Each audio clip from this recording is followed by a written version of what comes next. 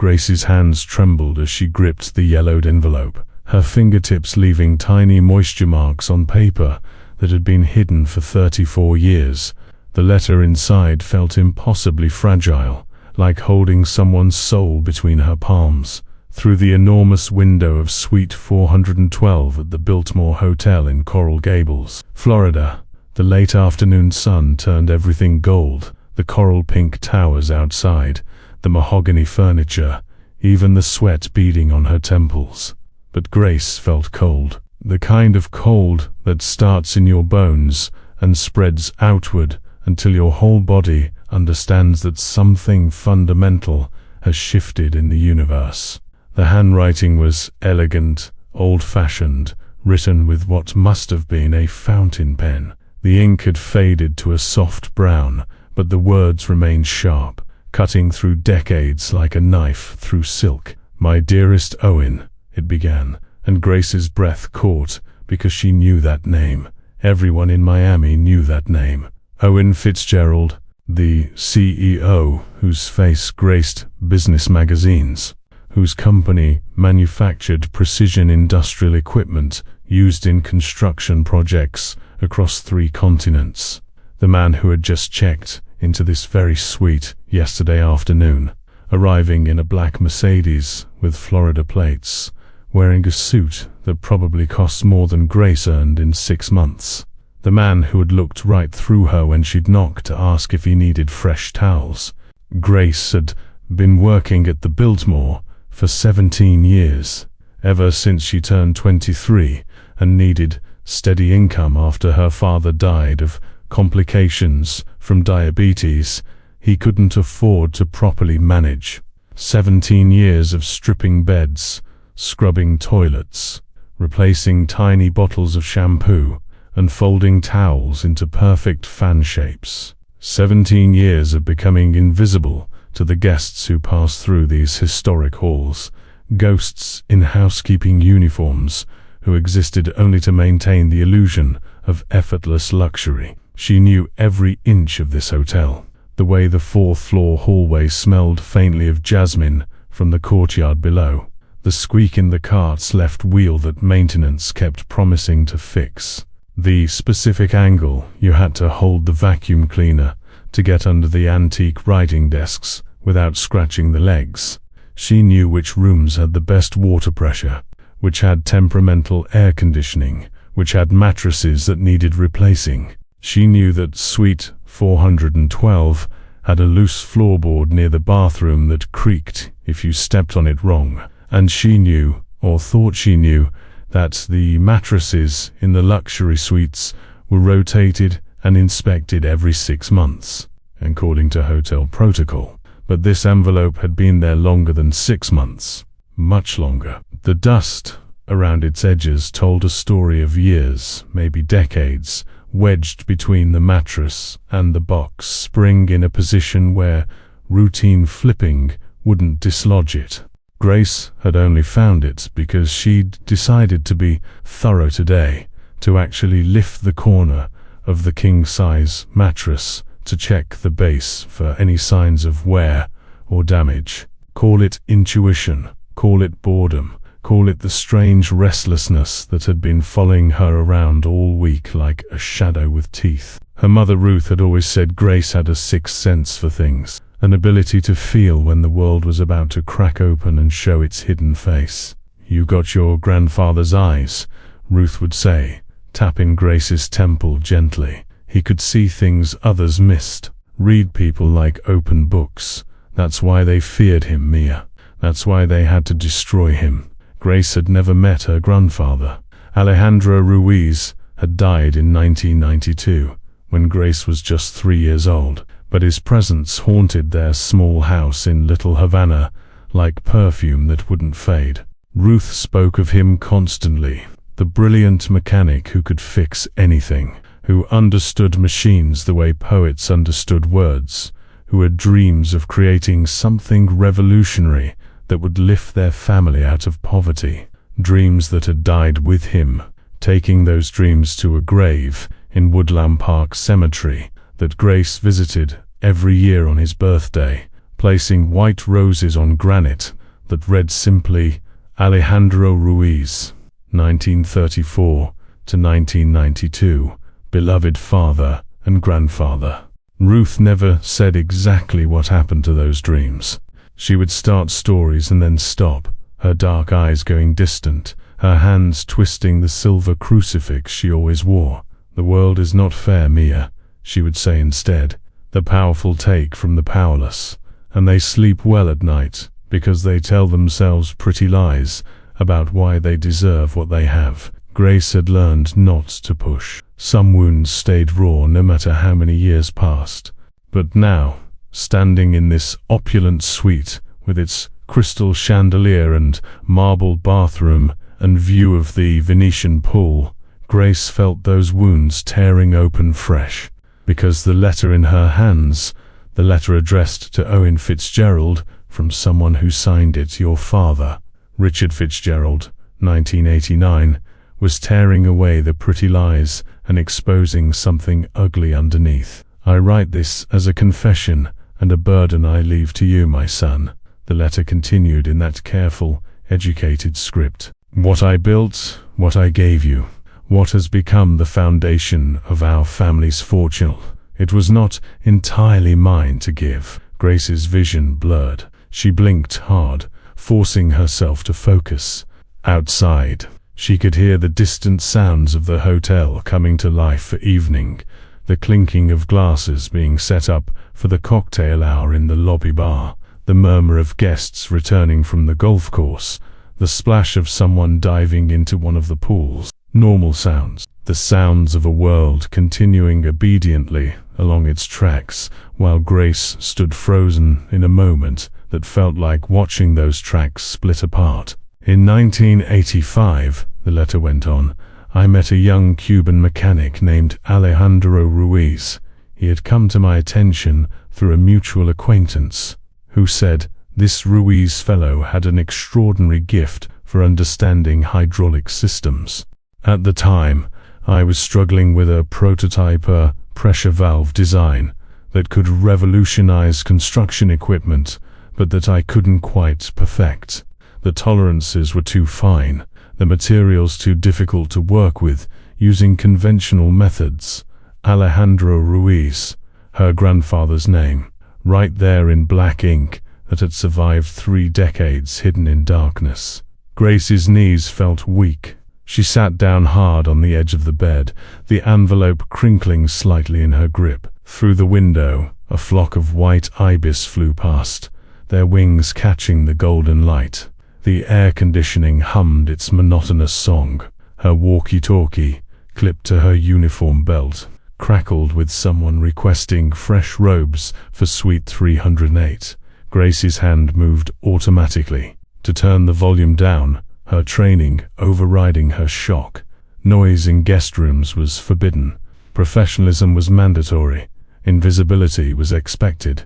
But Grace didn't feel invisible anymore. She felt searingly, burningly visible, as if she were the only solid object in a world made of smoke. "I brought Alejandro in as a consultant," Richard Fitzgerald's ghost continued from the page. "Told him I would pay him a modest fee for his expertise. He was so eager, Owen, so hungry to prove himself, to be recognized. He showed me modifications. I never would have conceived elegant solutions that demonstrated a mind that thought in 3 dimensions, that understood the poetry of mechanical precision. Within 6 months, we had a working prototype. Within a year, I had filed patents. The next words were underlined, as if Richard Fitzgerald had pressed hard with his pen, as if, even as he wrote this confession, he wanted to emphasize his own awareness of what he'd done.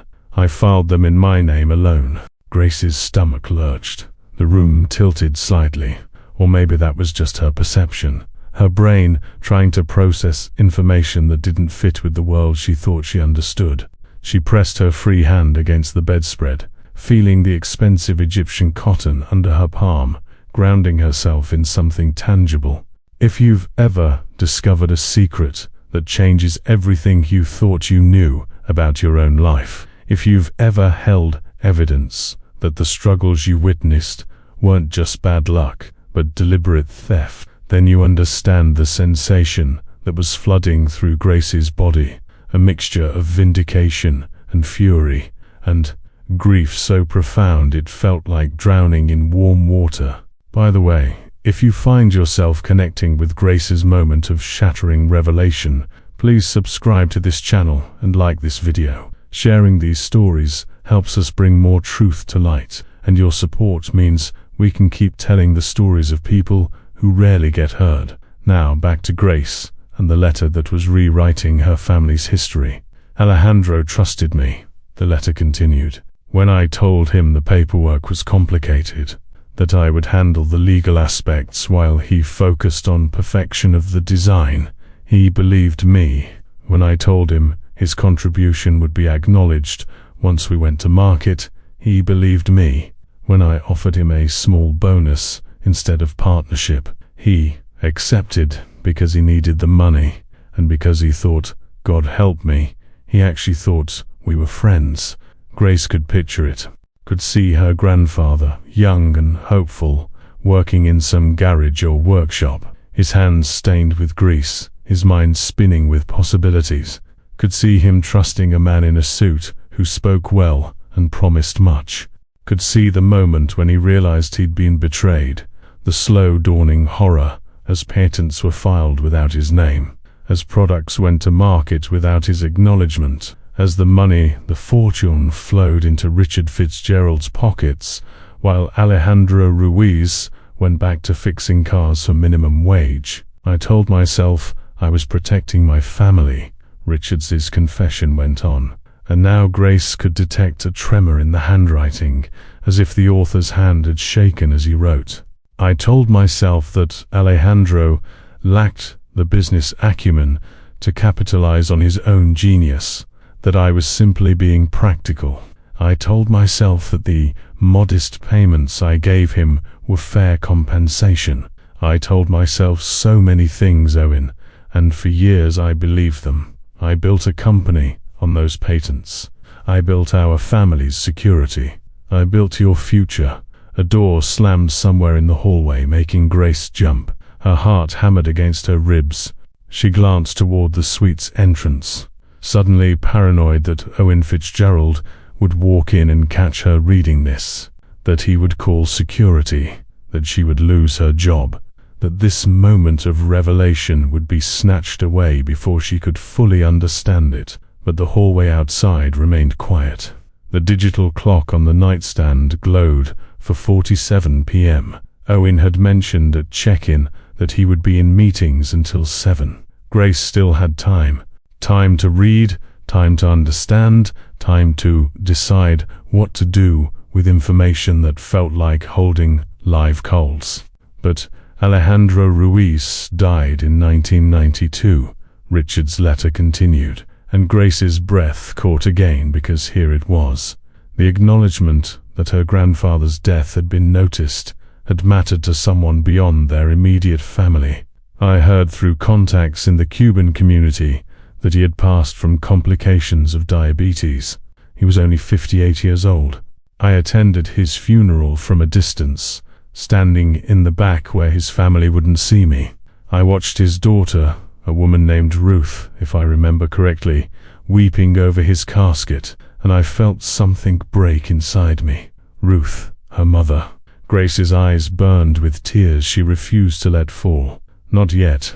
Not until she'd read every word. That was when I understood what I had done, Richard wrote. Not just the theft of intellectual property, not just the betrayal of trust, but the stealing of a man's legacy.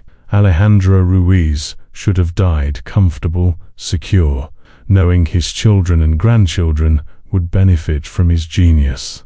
Instead, he died struggling, his health compromised by poverty, his contributions unknown. And I slept in a mansion built on his ideas. The letter's tone shifted here, becoming more urgent, more desperate. Owen, you are reading this because I am dead. I have instructed my attorney to ensure this reaches you after I'm gone, because I am too much of a coward to tell you while I still draw breath. the company you will inherit, the fortune you will control, the legacy you will carry forward. It is tainted. It is built on theft. And I need you to know this, because I cannot make this right myself. I tried once, in 1990, to reach out to Ruth Ruiz and offer some form of restitution, but my lawyer talked me out of it. He said it would open us up to lawsuits, would destroy everything we'd built, so I said nothing. I did nothing, and Alejandro died 2 years later. Grace's hands were shaking so badly now that the paper rattled. She could barely breathe. The walls of the suite seemed to be pressing in, the luxury that surrounded her suddenly feeling suffocating, built on the crushed dreams of someone she had loved without ever meeting. "If you're the man I raised you to be," Richard concluded, "you will find a way to make this right. There is a safe deposit box, number 847, at the Biltmore Hotel's private banking facility in the North Tower. I established it in 1989 under a trust named Fitzgerald Holdings, LLC. Inside, you will find copies of all the original designs in Alejandro's handwriting, copies of contracts I should have signed with him but never did, documentation of the patent applications showing the timeline of his contributions. I kept these documents as insurance, as proof, as a confessional booth I could visit when my conscience became unbearable. The key to this box is hidden beneath the mattress of Suite 412, the room where I stayed whenever I needed to escape Miami, to sit with my guilt in private. I chose this hiding place because I knew you would eventually return here. Our family history with the Biltmore runs deep. You always loved this hotel as a child. I knew you would come." Grace stopped breathing. The key. She looked down at the envelope in her hands, felt the weight of it, and realized there was something else inside beyond the letter. With trembling fingers, she pulled out a small brass key, tarnished with age, but still solid, still functional. A number was engraved on its head, 847, the proof, the documentation, the evidence that could undo 34 years of injustice. It was all right here, hidden in the exact spot Richard Fitzgerald had promised, waiting for his son to find it, except his son hadn't found it. Grace had. "I don't know if you will have the courage to do what I could not," Richard's final paragraph read. "I don't know if you will choose justice over comfort, truth over security. But I raised you to be better than I was, Owen. I raised you to understand that real legacy isn't measured in dollars, but in honor. If you're reading this, then I am beyond judgment. But you are not. The choice is yours. May God have mercy on us both." The letter was signed with a flourish that looked simultaneously elegant and anguished. "Your father, Richard Fitzgerald, June 15th, 1989. Grace sat in absolute silence, the only sounds her own ragged breathing and the whisper of the air conditioning. The golden afternoon light had deepened to amber, stretching shadows across the plush carpet. Outside, the coral towers of the Biltmore glowed pink and orange in the early evening sun. The smell of jasmine drifted through the slightly open window, mixing with the scent of the hotel's signature linen spray and a faint musk of expensive cologne Owen Fitzgerald had left in the bathroom. 17 years. Grace had worked here for 17 years, cleaning rooms for people who never saw a face, who left tips ranging from generous to insulting to nothing at all, who treated her with casual disregard or robotic politeness, or occasionally, rarely, with actual human warmth. 17 years of aching feet and chemical-roughened hands, and the constant awareness that she was expendable, replaceable, one of dozens of women in identical uniforms who kept this machine of luxury running smoothly. 17 years, and she had never stolen so much as a roll of toilet paper or a miniature shampoo bottle. She had never betrayed the trust that came with having access to people's private spaces. She had pride in her work, dignity in her professionalism, Her mother had taught her that how you do anything is how you do everything, that integrity matters, even when no one is watching, especially when no one is watching. But this wasn't stealing. This was what? Recovery. Justice. The universe correcting itself through the random chance of a thorough housekeeper deciding to check a mattress base on a humid July afternoon. Grace's mind raced through possibilities, through consequences, through the web of choices spreading out before her like cracks in ice. She could put the letter back, pretend she'd never seen it, let Owen Fitzgerald find it as his father had intended. She could go to management, report the discovery, let the hotel's legal team and Owen's attorneys fight over it in conference rooms Grace would never be invited to enter. She could take the letter and the key home, show her mother, let Ruth decide what to do. Or she could do what her instincts were screaming at her to do. She could go to that safe deposit box, open it with this key, and see what Richard Fitzgerald's guilt had preserved. But that would mean leaving her cart in the hallway, abandoning her assigned rooms, deviating from protocol in a way that would definitely be noticed. The North Tower banking facility closed at 6 p.m. She had just over an hour, and if she went there, if she used that key, there would be cameras, records, witnesses. No going back. No pretending this moment never happened. Grace's walkie-talkie crackled again. Grace, you're still on 4. We need someone to do a turn-down service in 520.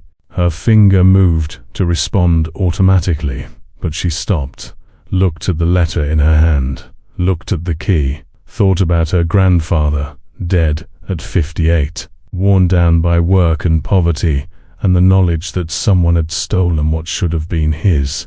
Thought about her mother, Ruth, who at 67 still worked as a seamstress out of their small house, her eyesight failing, her hands gnarled with arthritis, too proud to ask for help, but too poor to really rest.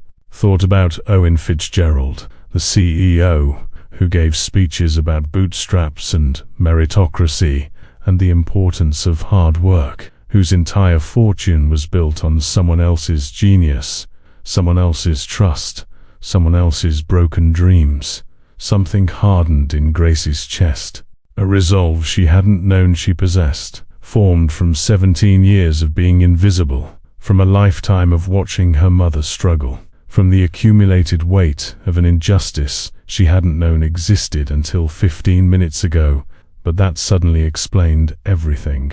The family stories that never quite made sense, the bitterness in Ruth's voice when she talked about the past, the way her grandfather's name was spoken like a prayer in their house. Grace, you copy. This time Grace pressed the button. Her voice came out steady, calmer than she felt. Yeah, I copy. I'm finishing up 412 now. Might need to take a quick break after not feeling great. Can someone cover turn down for 520? There was a pause, then a different, voice merrier from housekeeping coordination. You're sick, Grace. You need to go home. No, just need 15 minutes. Female stuff, you know? The lie came easily, smoothly, and Grace felt a small ping of guilt that was immediately swallowed by the enormity of what she was about to do. Okay, take 20, but after that, we're slammed. Weekend booking is crazy. Thanks, Maria. Grace stood up, her legs steadier now that decision had replaced paralysis. She folded the letter carefully, slipped it back into its envelope along with the key, and tucked the whole thing into the deep pocket of her uniform. Her reflection in the gilded mirror above the dresser showed a woman who looked ordinary medium height, medium build, dark hair pulled back in a regulation bun, brown eyes wide with shock, but set with determination. A woman in her 40s who wore a housekeeping uniform like armor, whose face most guests wouldn't remember 5 minutes after seeing it. But Grace didn't feel ordinary. She felt like lightning was running through her veins, like she had become something sharp and dangerous and utterly focused. She glanced around the suite one last time, making sure everything was in order. The bed was perfectly made, hospital corners tight, decorative pillows arranged just so, fresh towels in the bathroom, toiletries replenished, the marble counters spotless. The carpet showed the neat lines of recent vacuuming. The curtains were drawn back to show the view. Everything exactly as it should be, as if Grace had been here only to perform her assigned duties and nothing more. Except now, there was a hollow space beneath the mattress, where a confession had waited for 4 years, and Grace was walking out with that confession burning against her hip. She pushed her cart to the service closet at the end of the hallway, locked it up according to protocol, and signed out on the floor sheet. Her hands didn't shake. Her breathing stayed even. She walked to the service elevator like she did this 100 times a week, which she did. Pressed the button for the ground floor. Watched the numbers descend. In the elevator's mirrored walls, Grace saw herself multiplied, a dozen versions of the same woman, all of them carrying the same secret, all of them moving toward the same destination. The elevator hummed as it descended through the historic building, through decades of accumulated stories, through layers of other people's lives lived in rooms that were cleaned and forgotten and cleaned again. Grace thought about her mother, about the conversation they would have tonight after Grace got home, after she could sit down in their tiny kitchen with the cracked linoleum and the refrigerator that hummed too loud and tell Ruth everything. She pictured the look on her mother's face, the disbelief, the anger, the grief, the vindication, the possibility of something like closure, even if it came 33 years too late for Alejandro to see it. The elevator doors opened to the main lobby. The Biltmore's magnificent entrance spread before her, soaring ceilings with painted frescoes, enormous columns, gleaming marble floors that reflected the massive chandeliers. Guests moved through this space like actors in a play about wealth and leisure, dressed in golf clothes or business attire or expensive casual wear, laughing and talking and checking their phones. The concierge stood behind his mahogany desk, helping a couple plan dinner reservations. A wedding party posed for photos near the grand staircase, the bride's white dress spreading across the stairs like foam. No one looked at Grace. Why would they? She was just another hotel employee moving through the background of their experience. She walked purposefully through the lobby, out the side door that led to the North Tower. The heat hit her immediately, that thick, wet Miami heat that felt like breathing through a warm towel. The sun was lower now, painting everything in shades of orange and gold. Royal palms swayed gently, their fronds rustling with a sound like distant applause. The scent of jasmine was stronger in, mixing with chlorine from the pools and the earthy smell of the golf course being watered for evening. Grace had walked this path countless times to deliver items to guest rooms in the North Tower, but she'd never been to the banking facility. It was one of those services the Biltmore offered to high-end clients: secure storage, private banking, the kind of amenities that came with a level of wealth Grace could barely imagine. She knew where it was, though, had seen the discreet entrance near the North Tower elevators, marked with a small brass plaque that said simply, "Private Banking." As she approached, Grace felt her heart rate pick up. This was it, the point of no return. Once she walked through that door, once she presented that key, there would be a record. She would become visible in a way that could not be undone. She pushed open the heavy wooden door. Inside, the space was small, elegant, hushed. Dark wood paneling, soft lighting, a single desk where a young man in a suit looked up from his computer screen. The air conditioning was aggressive, making goosebumps rise on Grace's arms. A security camera blinked red from the corner of the ceiling. "Can I help you?" The young man's tone was polite but slightly surprised. Grace knew what he was seeing. A housekeeping employee in uniform, someone who didn't belong in this particular space. Grace reached into her pocket and pulled out the key, held it up, letting the overhead light catch the engraved number. "Box 847, she said, her voice not wavering. "I need to access it." The young man's eyebrows rose slightly. "Box 847. May I see some identification?" Grace's stomach dropped. Of course they would need ID. She'd been so focused on the key itself that she hadn't thought through the actual logistics of. But then she remembered the envelope, pulled it out, unfolded the letter enough to show the header. "This was found during room service," she said, improvising rapidly. "It's time-sensitive documentation for a guest. I was instructed to retrieve the contents of this box immediately." She let her tone take on the slightly harried quality of someone following orders from management, someone who was just doing her job and didn't want complications. The young man hesitated, clearly uncertain. "I would normally need, sir," Grace interrupted, leaning forward slightly, letting urgency color her voice. "Mr. Owen Fitzgerald is a VIP guest. This relates to estate matters. If there's a delay and it causes problems, ... She let the implication hang. "You'll be the one explaining to management why you made things difficult." It was a gamble, a complete gamble built on her read of this young man's personality. His desire to avoid trouble, his assumption that a middle-aged housekeeper wouldn't be bold enough to try something unauthorized. He wavered, looked at the key, looked at the envelope, looked at Grace. "Box 847 is... It's a very old account. Let me just... He turned to his computer, typed something, frowned. "It's under Fitzgerald Holdings, LLC. Established 1989. No access logs since initial setup." He looked up at Grace, uncertainty and curiosity mixing on his young face. "This hasn't been opened in 36 years. Estate matters," Grace repeated firmly. "Time sensitive." Another pause. Then, perhaps because it was late on a Friday and he didn't want complications, or perhaps because Grace's uniform gave her a kind of bureaucratic legitimacy, or perhaps because he genuinely believed she was following management instructions, the young man nodded.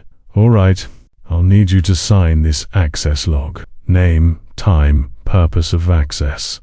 Grace took the pen he offered, wrote in careful script, "Grace Ruiz, 5:23 p.m. Document retrieval for guest Owen Fitzgerald. Estate matters."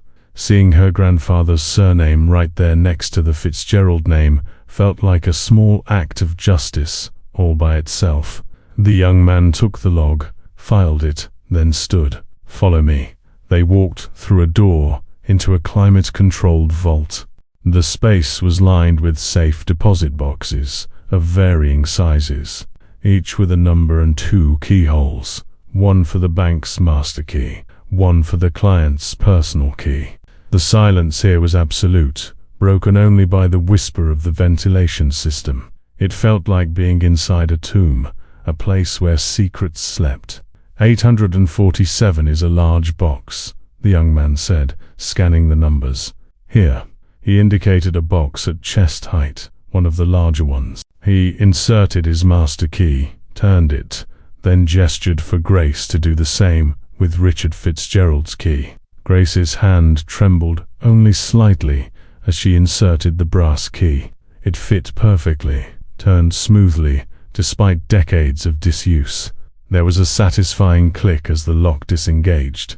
The young man pulled out a long metal box, heavy with contents, and carried it to a small private viewing room nearby. "Take your time," he said. "Press the button by the door when you're finished. I'll be at the desk." Then he left, closing the door behind him, and Grace was alone with her grandfather's stolen legacy. The metal box sat on the polished table under the cold LED lights. Grace's reflection looked back at her from the table's glossy surface, distorted, ghost-like, barely recognizable. She took a deep breath, feeling the weight of the moment, and opened the lid. Inside, carefully organized in folders and binders, was the evidence of a crime that had shaped her entire life without her knowing it. The first folder contained technical drawings in handwriting. Grace recognized from old birthday cards her grandfather had sent her mother before she was born. Neat, precise, the letters formed with the same care he'd obviously brought to his mechanical designs. Detailed schematics of valve systems, hydraulic components, pressure regulators. Each page dated and signed A. Ruiz. The complexity was obvious, even to Grace's untrained eye. These weren't simple sketches. They were the work of someone who thought in 3 dimensions, who could see how components would interact, who possessed genuine genius. The second folder held correspondence. Letters between Alejandro Ruiz and Richard Fitzgerald, discussing the project, the partnership, the potential. In early letters, Richard's tone was effusive, grateful, full of promises. "Your contributions are invaluable, Alejandro. We will ensure you are properly compensated and credited." Later letters grew more formal, more distant. The promises evaporated like morning dew. The final letter, dated December 1985, was brief. "Per our discussion, please find enclosed payment for consultation services rendered. This concludes our business arrangement. Best wishes for your future endeavors. Payment for consultation services, $5,000. The patents that followed generated millions. Grace felt something hot and sharp lodging in her throat. Her hands clenched on the folder edges, wrinkling the old paper. $5,000. That's what Richard Fitzgerald had decided her grandfather's genius was worth. A consultant's fee, a tip, a dismissal. The third folder contained copies of the patent applications. Richard Fitzgerald's name appeared as sole inventor. The filing dates were just weeks after that final dismissive letter to Alejandro.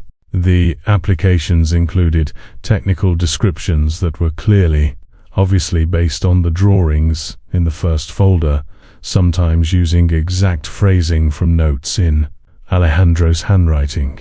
It was theft. Clear, documented, undeniable theft. But the fourth folder was what made Grace's vision go white at the edges. It contained a draft contract, never signed, outlining a partnership between Fitzgerald and Ruiz, equal shares, joint patent holders, revenue sharing. This contract was dated July 1985, before the project was completed. Richard Fitzgerald had drafted this, had laid out terms that would have made Alejandro a partner, a co-owner, a man whose family would never have struggled. And then Richard had simply never presented it for signature, had let Alejandro work for months, believing partnership was coming, and then he'd cut him out entirely. Grace's hands were shaking again. She pulled out her phone, strictly forbidden during work hours, but this was beyond work now, and started taking pictures. Every page, every drawing, every letter, every notation. The phone's camera clicked over and over, preserving in digital format what Richard Fitzgerald's guilt had preserved in paper. The lighting was perfect, clinical, ensuring every detail was captured. Grace worked methodically, systematically, her housekeeping training translating to thoroughness here too. No document left unphotographed, no evidence overlooked. When she finished, she sat back, staring at the box's contents. Her phone showed 237 new photos. Proof, undeniable proof. But proof of what exactly?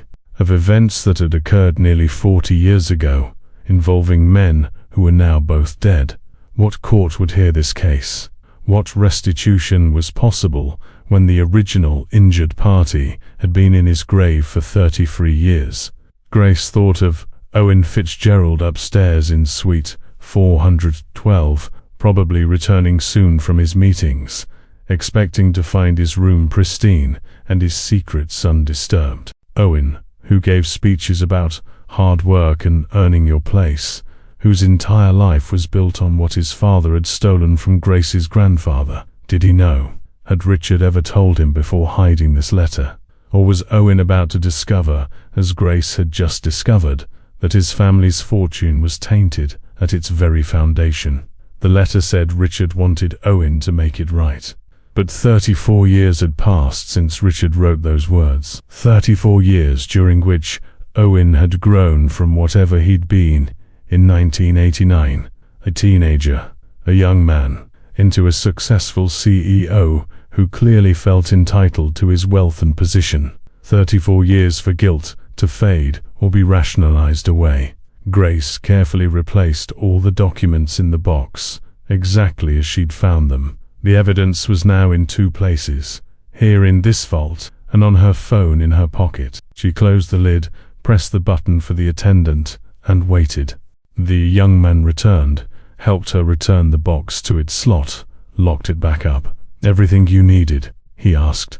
"Everything," Grace confirmed. "Thank you. No problem. Have a good evening." Grace walked back out into the humid evening. The sun, now low enough that the sky had turned purple and orange, palm trees silhouetted against the color-like cutouts. The wedding party was still taking photos in the lobby. Guests were heading to dinner, laughing, making plans for the evening. The world continued along its path, oblivious to the small earthquake that had just occurred in Grace's life. She checked her phone. 6:07 p.m. Her shift technically ended at 6:30, but given that she'd told Maria she wasn't feeling well, no one would question if she left a bit early. Grace clocked out using the staff terminal near the service entrance, grabbed her purse from her locker, and walked to her car, a 15-year-old Honda Civic with a dent in the passenger door and an air conditioner that worked intermittently at best. The drive home through Miami evening traffic should have felt routine. Grace had made this drive thousands of times, navigating from Coral Gables to Little Havana, windows down because the AC was broken again. The smell of diesel and cooking food mixing with ocean salt carried by the breeze. But tonight, nothing felt routine. Tonight, Grace drove with her phone heavy in her purse, with her mind racing through possibilities and consequences, with her heart hammering a rhythm that said everything has changed, everything has changed, everything has changed. By the time she pulled up to the small house she shared with Ruth, a pale blue bungalow with a tiny porch and a chain-link fence that needed painting, the sky had deepened to indigo. Lights were on inside. Through the window, Grace could see her mother moving in the kitchen, probably cooking dinner, probably listening to the Spanish radio station she loved, probably completely unaware that her world was about to be turned inside out. Grace sat in the car for a moment, engine off, just breathing. The neighborhood sounds washed over, her kids playing in a nearby yard, someone's music thumping bass, a dog barking, the distant wail of a siren. Normal sounds. The sounds of people living their lives, dealing with their problems, moving through their days. But Grace's days would never be normal again. She knew that with certainty. Whatever happened next, whether they pursued this, whether they went public, whether they demanded restitution, whether Owen Fitzgerald chose honor or self-preservation, Grace had crossed a threshold. She had become an active participant in her family's story, rather than just someone shaped by it. She got out of the car, locked it, walked up the cracked concrete path to the front door. The key turned in the lock with a familiar scrape. The door opened to the smell of Arroz con Pollo, Ruth's specialty. The TV was on in the living room, playing the evening news at low volume. "Grace? That you, Mia?" Ruth's voice called from the kitchen. "Yeah, Mammy, it's me." Grace dropped her purse on the small table by the door, kicked off her work shoes, walked through the narrow hallway into the kitchen, where Ruth stood at the stove, wooden spoon in hand, grey hair pulled back in a braid, wearing one of her comfortable house dresses. At 67, Ruth Ruiz still moved with energy and purpose, though Grace could see the arthritis in her hands, the way she favored her left hip, the reading glasses hanging from a chain around her neck because her eyes weren't what they used to be. Ruth looked up, smiled, and then the smile faded as she really looked at Grace's face. "Mia, what's wrong? You're pale. Are you sick?" Grace opened her mouth, closed it, tried again. "How did you start a conversation like this? How did you tell someone that the past they thought they understood was actually different? That the grief they'd carried had reasons they'd never known? That justice might finally be possible after decades of absence?" "Mommy," Grace said, her voice cracking slightly, "I need to tell you something. About Abuelo. About what happened to him. About why... ... She stopped, swallowed hard. "I found something at work today. A letter and documents. Mummy, I know what happened. I know who stole everything from him." Ruth's face went very still. The wooden spoon lowered slowly. Her dark eyes, so much like Grace's own, fixed on her daughter with an intensity that seemed to see straight through to the truth of what Grace was saying. "Tell me," Ruth said quietly, and something in her voice suggested she'd been waiting for this moment for 33 years, even if she hadn't known it. "Tell me everything." So Grace did. She sat at the small kitchen table, with its yellow laminate top, and told her mother about Suite 412, about lifting the mattress, about the envelope that had waited in darkness for 34 years. She pulled out her phone and showed Ruth the photos, the technical drawings in Alejandro's distinctive handwriting, the letters full of broken promises, the patent applications that erased his name, the unsigned partnership contract that would have changed everything. Ruth's hands trembled as she held the phone, scrolling slowly through image after image. Tears ran down her cheeks unchecked, dripping onto her dress, but she didn't sob. Instead, she was very, very quiet. The kind of quiet that Grace recognized as the same thing she'd felt in Suite 412, the sound of a world cracking open. "I knew," Ruth whispered, after long minutes of silence. "I didn't know the details, but I knew something had been stolen from him. He changed in 1986, became ... dimmer, like someone had reached inside and turned off a light. He stopped talking about his projects, stopped dreaming out loud. I asked him what happened, and he said ... double quotes. Her voice broke. He said that rich men always win, that poor men are fools for trusting them, that the game was rigged, and he'd been stupid to think otherwise." Ruth looked up at Grace, her eyes blazing now through the tears. He died believing he'd failed, believing he'd been a fool, not knowing that he'd been deliberately, systematically robbed by someone he thought was his friend. "And I ...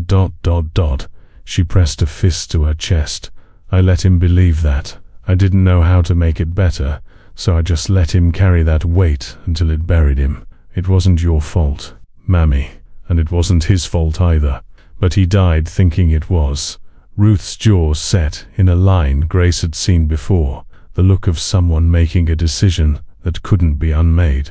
"Owen Fitzgerald.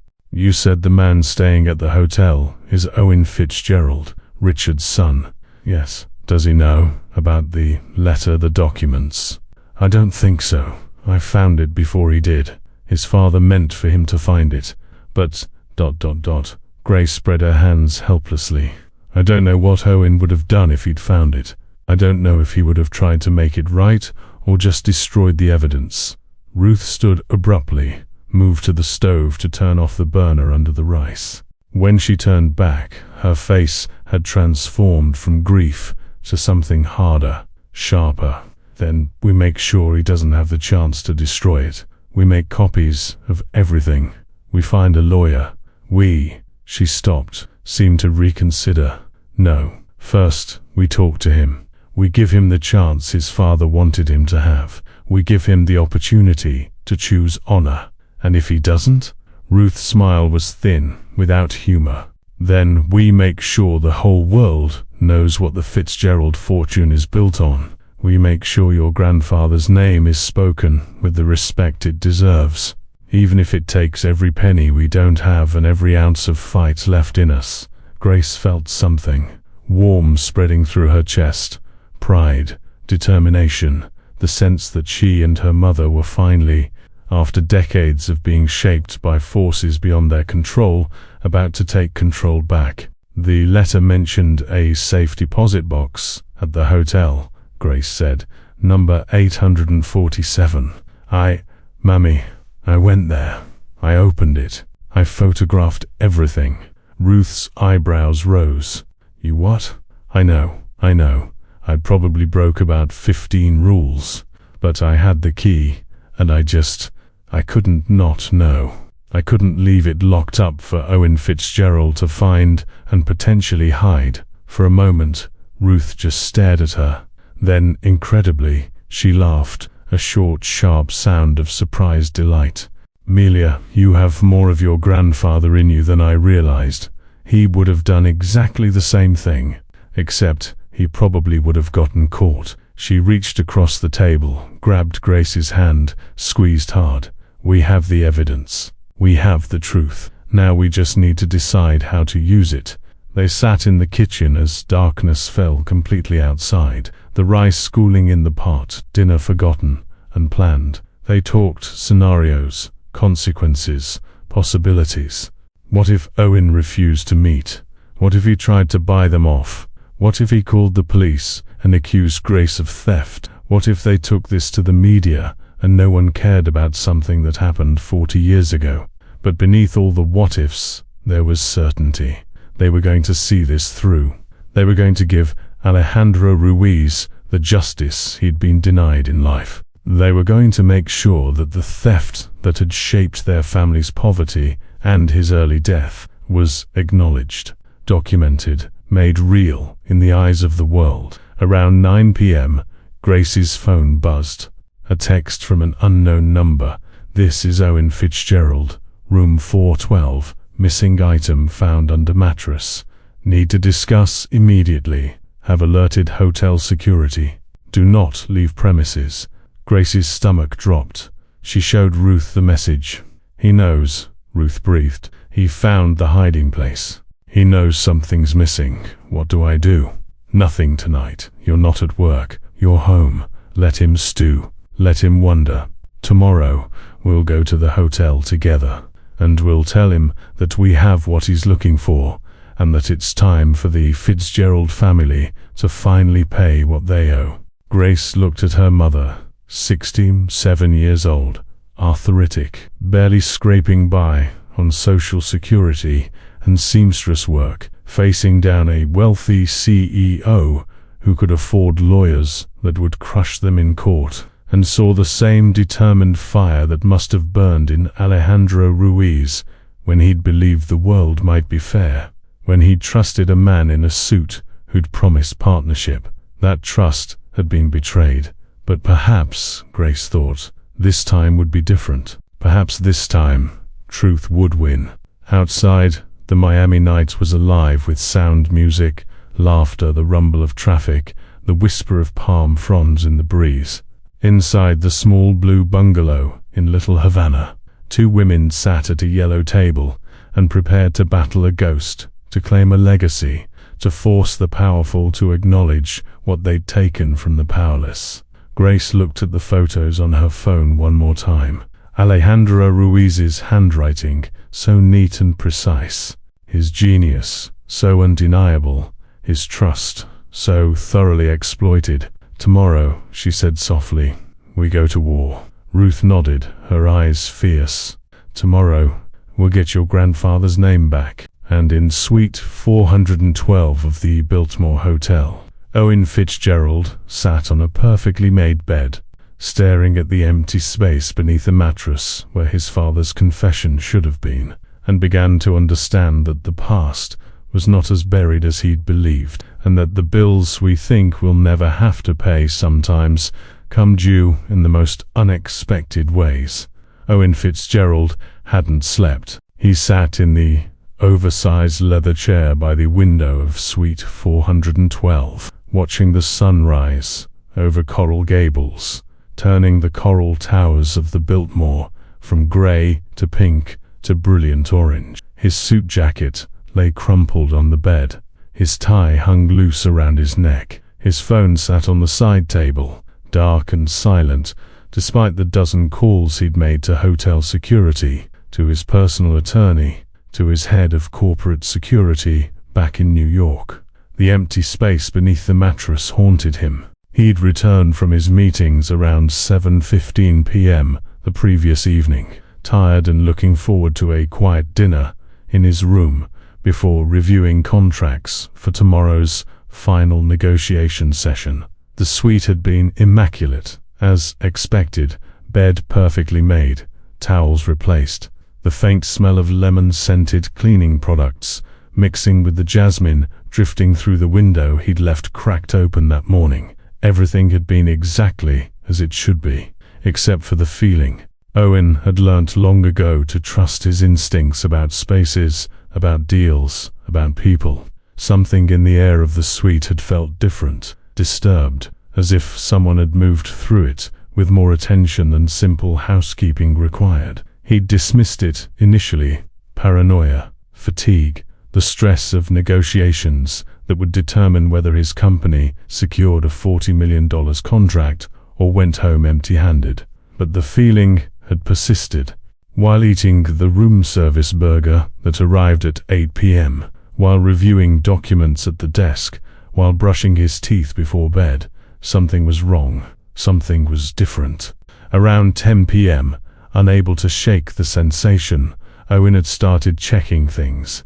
His laptop still locked, no signs of tampering. His briefcase still secured with the combination lock he'd set that morning. His clothes in the closet, undisturbed. His toiletries all accounted for. Nothing missing, nothing obviously moved. But the feeling wouldn't leave him alone. It was past midnight when he remembered his father's letter, the one Richard Fitzgerald had written 34 years ago and hidden beneath the mattress of this very suite before dying of a heart attack in 1991, taking the secret of the letter's location to his grave. Owen had only learned about it 3 months ago, when his mother, Elizabeth, had finally broken down during a family dinner and confessed that Richard had mentioned it once, years before his death, during a rare moment of drunken vulnerability. "He said he'd left you something at the Biltmore," Elizabeth had told Owen, her hands shaking as she poured herself another glass of wine. "Something about the company's origins, about how your father felt guilty. I thought he was rambling, but after he died, I found a journal entry that mentioned Suite 412 and something hidden beneath the mattress. I never told you because ... She'd trailed off, but Owen understood. Because some secrets were easier to keep buried. Because the Fitzgerald fortune was comfortable, and comfort made it easy to ignore uncomfortable truths. Owen had come to Miami partly for the contract negotiation, but also to see if the letter actually existed, to see what his father had been guilty about, to finally understand the shadow that had hung over Richard Fitzgerald's later years, the depression and drinking that had contributed to his fatal heart attack at 56. Last night, after midnight, Owen had stripped the bed, lifted the mattress, reached into the space between mattress and box spring, expecting to find nothing, expecting his mother's memory to be as flawed as her other recollections of Richard had become. But there had been something. He'd felt it immediately, a rectangular impression in the fabric, a space where something flat and substantial had rested for decades, pressing its shape into the material like a fossil in stone. The outline was clear. An envelope, roughly 9 by 12 inches, had been there long enough to leave a shadow, but the envelope itself was gone. Owen's first response had been confusion, his second, anger, his third, a cold fear that started in his gut and spread outward until his hands were shaking and his mind was racing through implications. Someone had found it, someone had taken it, and the only people with access to this room were hotel staffs, specifically housekeeping. He'd called the front desk immediately, demanded to speak to the night manager, insisted on knowing who had cleaned his room that day. The night manager, a tired-sounding woman named Patricia, had checked the records and confirm that suite 412 had been serviced by Grace Ruiz, a housekeeper who'd been with the Biltmore for 17 years and had a spotless record. Grace Ruiz, Owen had repeated, the name meaning nothing to him then. I need her contact information. I'm sorry, Mr. Fitzgerald, but we cannot give out personal employee information. However, I can assure you that if something is missing from your room, we take that extremely seriously.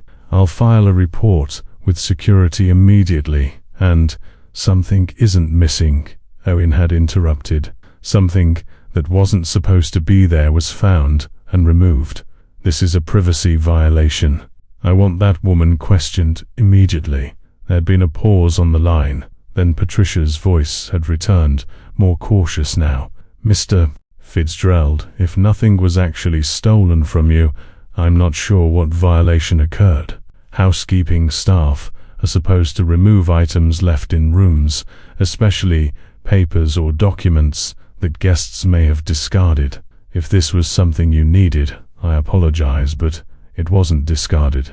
It was deliberately hidden, and it was private. Owen had heard the edge in his own voice and forced himself to calm down. Losing his temper with a hotel manager at 1 in the morning wouldn't help. I need to speak with Grace Ruiz as soon as possible. Can you contact her and arrange a meeting? Not until morning, sir.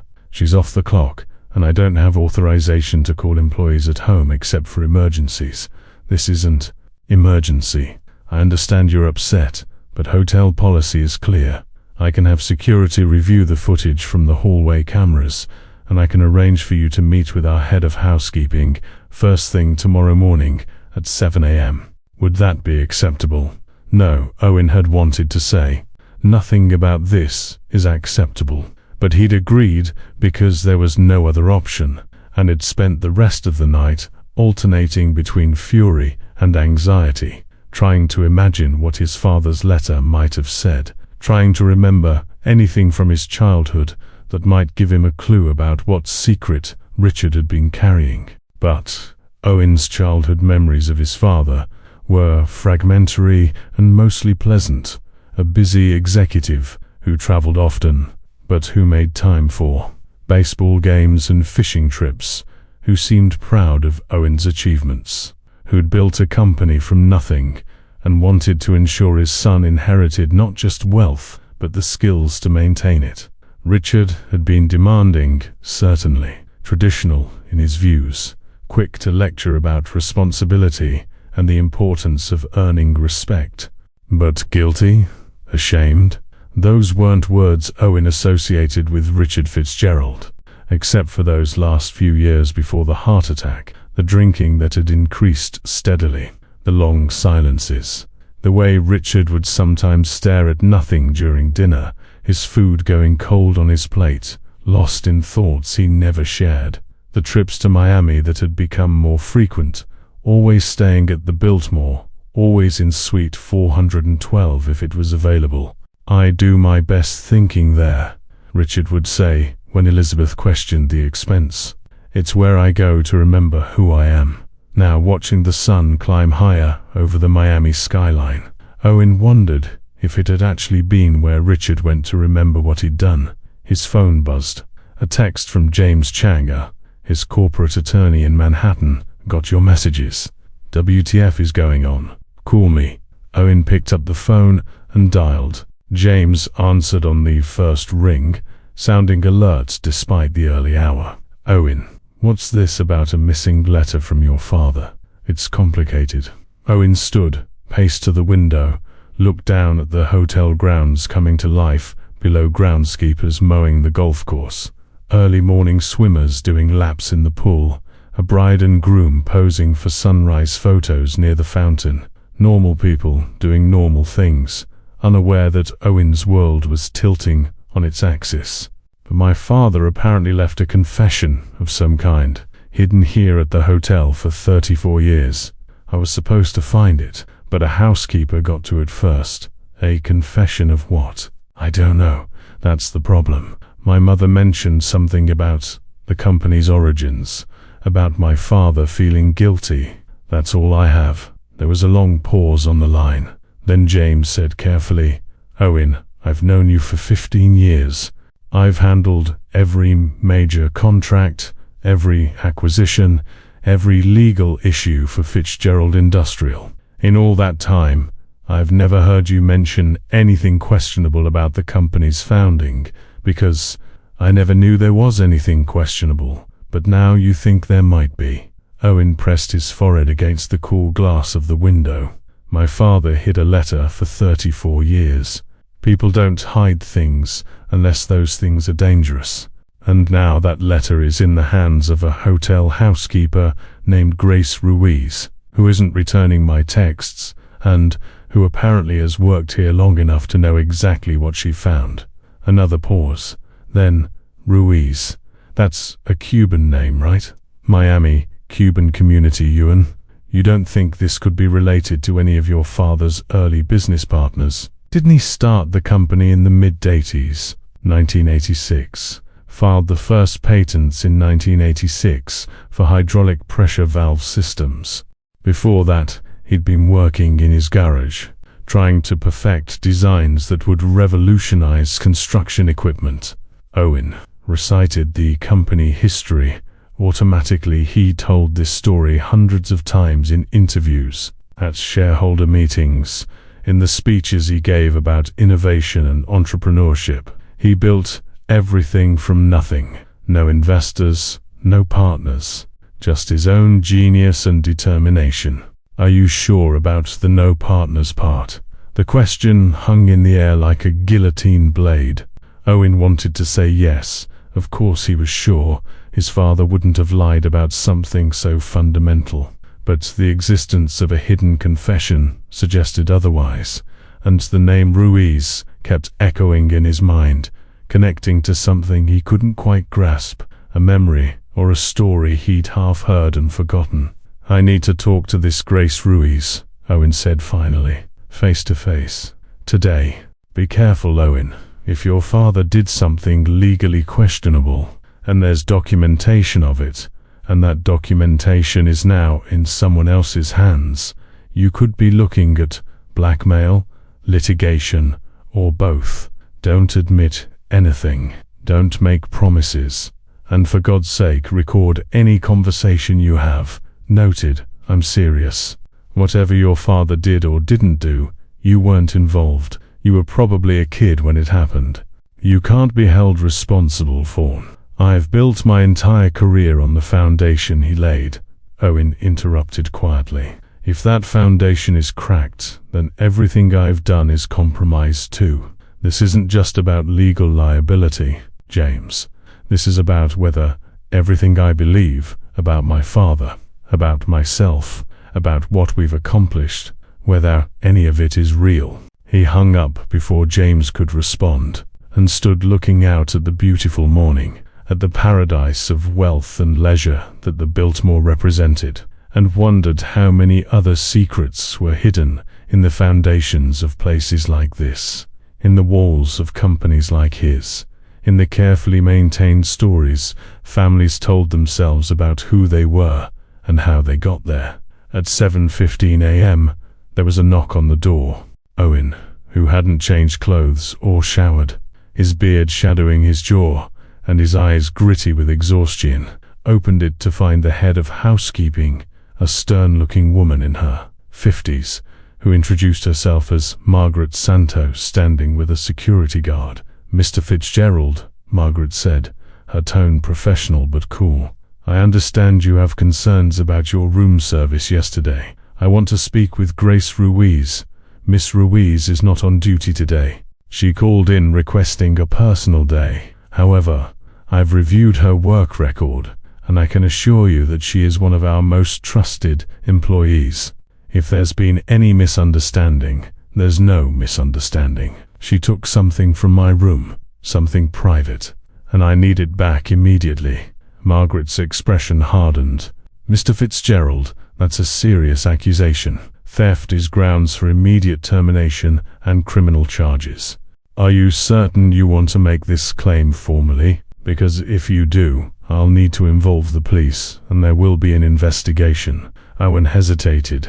Getting the police involved meant reports, records, potential media attention. The last thing he needed right now was publicity about a missing letter and whatever scandal it might contain.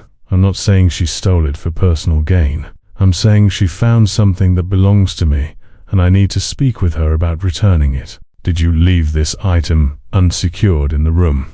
It was in the room. That's all that matters. Mr. Fitzgerald, housekeeping staff are trained to remove trash and any items that appear to be discarded.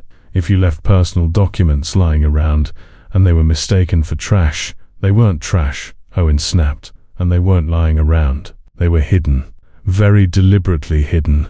Margaret exchanged a glance with the security guard, and Owen could see them both recalibrating their assessment of the situation. "Sir," Margaret said slowly, "are you saying you deliberately hid something in this room? Because guests are not permitted to. It was my father's room. Years ago. He left something here. I came to retrieve it, but your employee got to it first." Understanding dawned on Margaret's face, followed quickly by wariness. "I see. This is a historical matter then. Mr. Fitzgerald, if your father left something in this room decades ago, the hotel cannot be held responsible for its preservation. Items left behind by guests are held for 30 days and then disposed of, according to, she didn't dispose of it." Owen felt his control slipping, frustration and fear combining into something sharp and desperate. "She took it. She has it. And I need her contact information so I can get it back. I cannot give you an employee's personal information. But I can contact Miss Ruiz and ask her to reach out to you directly. Would that be acceptable?" It wasn't acceptable. Nothing about this was acceptable. But Owen nodded curtly, and Margaret promised to make the call immediately, and then they left, closing the door on Owen's sleepless night and growing panic. He paced the suite for another hour, showered and changed into fresh clothes, ordered breakfast he couldn't eat.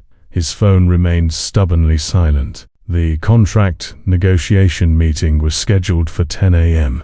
He should be reviewing documents, preparing arguments, focusing on the $40 million deal that could define the next 3 years of Fitzgerald Industrial's growth. Instead, he stared at the space beneath the mattress and imagined all the ways his father's confession could destroy him. At 9:30 a.m., his phone finally rang. Unknown number, Miami area code. "This is Owen Fitzgerald, Mr. Fitzgerald." The voice was female, calm, with a slight Hispanic accent. "This is Grace Ruiz.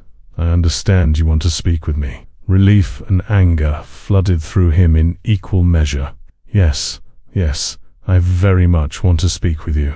You found something in my room yesterday. Something that belongs to me. I need it back. Something that belongs to you." Grace's tone was careful, neutral. "Can you describe what this item was?" "You know what it was. A letter, an envelope, hidden beneath the mattress." "I see."